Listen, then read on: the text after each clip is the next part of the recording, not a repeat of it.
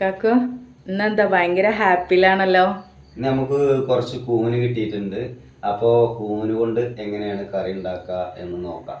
എനിക്ക് ഭയങ്കര ഇഷ്ടമുള്ള സംഭവല്ലേ. എനിക്ക് ഭയങ്കര ഇഷ്ടമുള്ള സാധനമാണ് ഈ കൂന് എന്ന് പറയുന്നത്. അത് നമ്മൾ തന്നെ കൈയോടെ പറിച്ച് കിട്ടിയപ്പോൾ ഭയങ്കര സന്തോഷമായിട്ടുണ്ട്.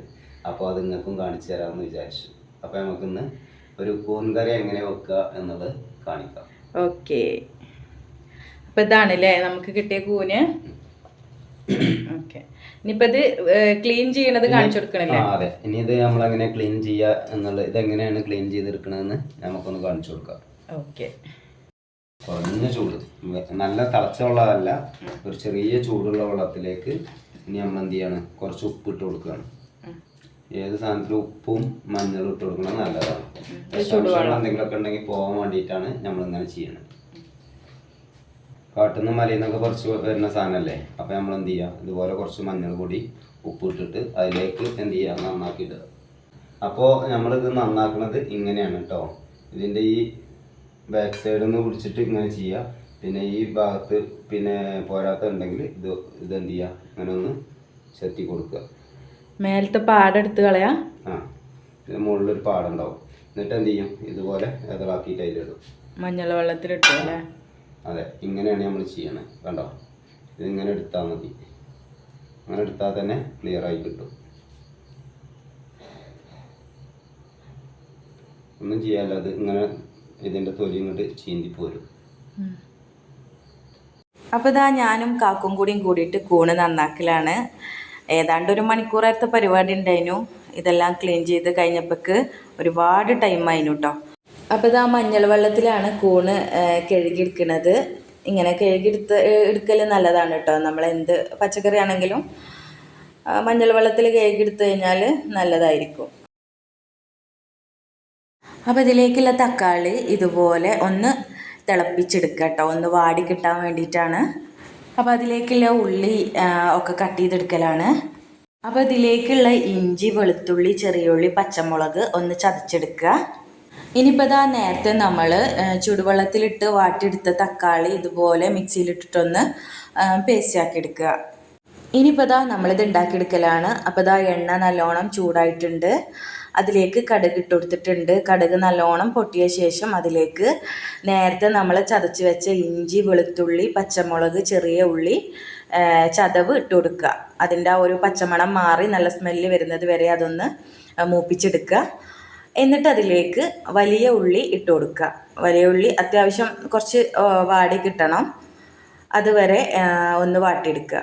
അപ്പോൾ ഇതാ പച്ചമുളകും കൂടി ഇട്ട് കൊടുക്കണം കേട്ടോ. വലിയ ഉള്ളിൻ്റെ കൂടെ പച്ചമുളകും കൂടി ഇട്ട് കൊടുക്കണം.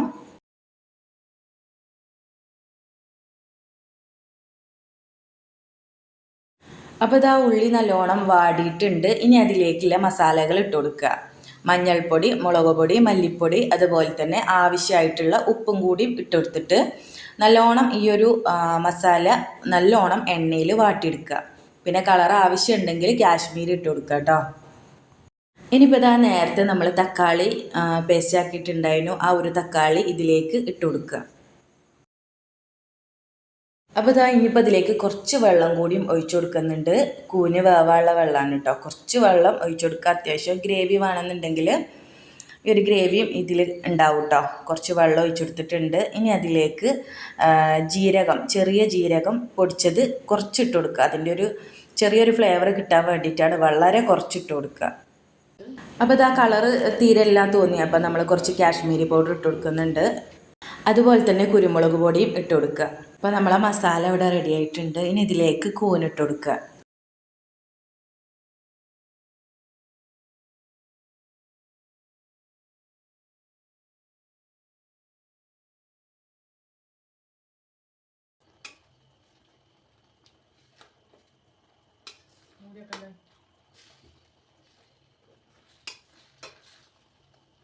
അപ്പോൾ ഇതാ അതുപോലെ അടച്ച് വെച്ചിട്ട് സിമ്മിലിട്ട് വേവിക്കുക. അതല്ലെങ്കിൽ ഗ്രേവിയൊക്കെ ഉള്ളതല്ലേ, അടി കരിഞ്ഞു പോകും. അപ്പോൾ ഇതാ അതുപോലെ അടച്ച് വെച്ചിട്ട് വളരെ സിമ്മിലിട്ടിട്ട് വേവിച്ചെടുക്കുക.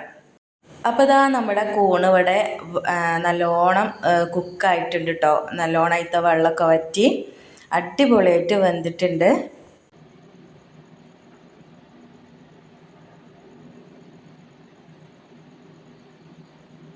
ഇപ്പം നമ്മൾ കൂനുകറി റെഡിയായി. കൂനുകറിയും കൂട്ടിയിട്ട് നമ്മളൊരു ചോറ് വയ്ക്കാൻ പോവുകയാണ്. കൂനുകറിയും ചോറും അടിപൊളി ടേസ്റ്റായിരിക്കും. എങ്ങനെയുണ്ട്? അടിപൊളി ടേസ്റ്റാണ്. ഒന്ന് കഴിച്ചു നോക്കൂ. കാക്കൂന് ഇഷ്ടപ്പെട്ടൊരു സാധനമാണല്ലേ കൂന് എന്ന് പറഞ്ഞാൽ. അപ്പോൾ ഇതാ ഞങ്ങളുടെ കൂൺ റെസിപ്പി നിങ്ങൾക്ക് എല്ലാവർക്കും ഇഷ്ടമായി എന്ന് വിചാരിക്കുന്നു. അപ്പോൾ ഞങ്ങളുടെ ചാനൽ ആദ്യമായിട്ട് കാണുന്നവരാണെങ്കിൽ ഒന്ന് സബ്സ്ക്രൈബ് ചെയ്ത് ഞങ്ങളൊന്ന് സപ്പോർട്ട് ചെയ്യാൻ മറക്കല്ലേ. അപ്പോൾ അടുത്തൊരു വീഡിയോയിൽ കാണുന്നവരേക്കും ഇൻഷാ അല്ലാ അസ്സലാമു അലൈക്കും.